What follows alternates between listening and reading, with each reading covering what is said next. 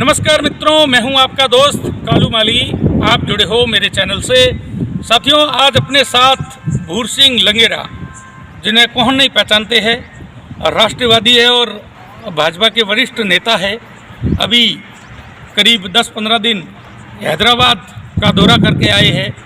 वहाँ की रामनवमी इन्होंने वहाँ देखी थी।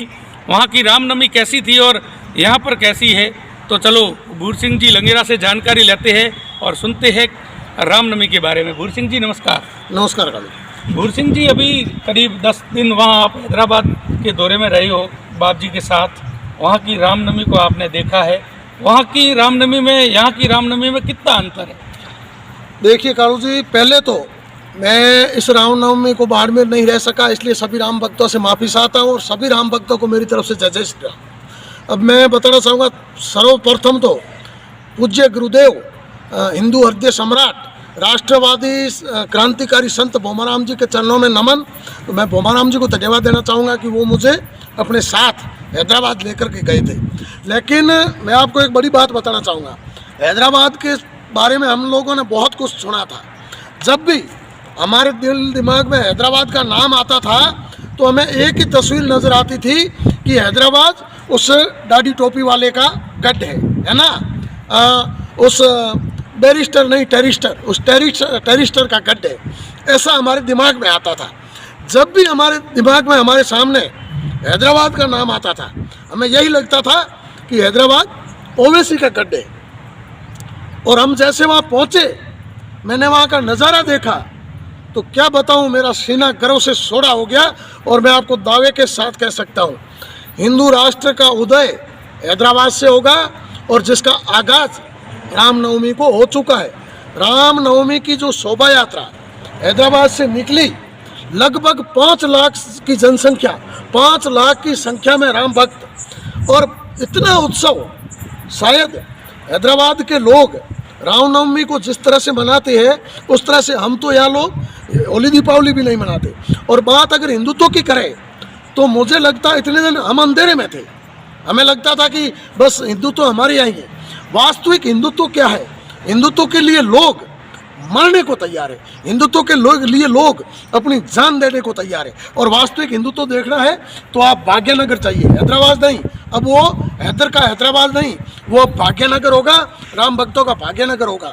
और मैं धन्यवाद देना चाहूँगा हमारे राजा सिंह जी को, जो वहाँ के विधायक है, शेर है, शेर का बच्चा है। उसने भाग्यनगर की पूरी फिजा बदल कर रख दी है। पूरा भाग्यनगर भगवा में, पूरे भाग्यनगर में भगवे झंडे।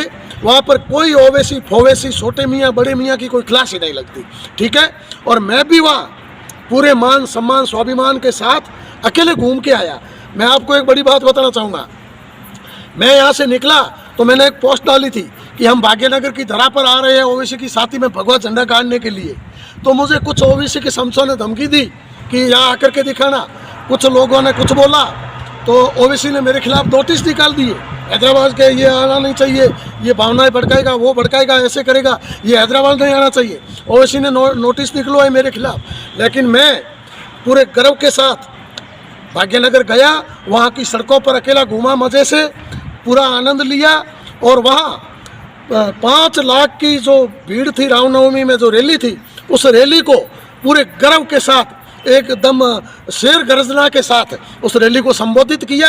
5 लाख हिंदुओं के बीच मुझे बोलने का सौभाग्य मिला और 5 लाख हिंदुओं को मुझे संबोधित करने का अवसर मिला। और मैं बड़ी बात बताना चाहूँगा, जब मैं मंच पर बोलने के लिए खड़ा हुआ तो वहाँ पर मतलब गगनभेदी नारे, हमें हिंदू राष्ट्र चाहिए, हमें हिंदू राष्ट्र चाहिए।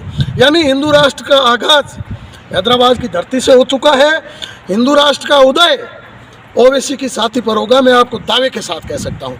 बागेश्वर महाराज इस हिंदुस्तान का एक उभरता हुआ शेर है, उभरता हुआ सितारा है। और मैं आपको एक बात और बताना, उनके खिलाफ लोग टिप्पणियां गलत करते हैं, नोटिस निकलवाते हैं। लोगों की क्या औकात है उनके सामने यार? बागेश्वर महाराज जी के सामने लोगों की औकात क्या है? बागेश्वर महाराज वो है जिसकी एक आवाज़ पर करोड़ों की पब्लिक इकट्ठा हो जाती है। बागेश्वर महाराज वो है जिसका एक बयान हिंदुस्तान के चैनलों की सुर्खियां बन जाता है। बागेश्वर महाराज वो है जिनके एक बयान से दुश्मनों की दीवारें हिलने लग जाती है। तो उनकी बराबरी क्या करेंगे। और एक मैं आपको बड़े गर्व के साथ कह रहा हूँ कि हमारे राजस्थान में नए बागेश्वर तैयार हो रहे हैं हिंदुत्व का झंडा बुलंद करने के लिए। पूज्य भोमाराम जी महाराज जो हिंदू हृदय सम्राट, एक इस बार मैं आपको दावे के साथ कहता हूं कि राजस्थान में हिंदुत्व का झंडा बुलंद करेंगे और हिंदू राष्ट्र बनाने से अब हमें कोई ताकत नहीं रोक सकती। और प्रत्येक राज्य में बागेश्वर धाम खड़े होंगे, प्रत्येक राज्य में भोमाराम जी जैसे संत खड़े होंगे और बहुत ही जल्द हिंदू राष्ट्र का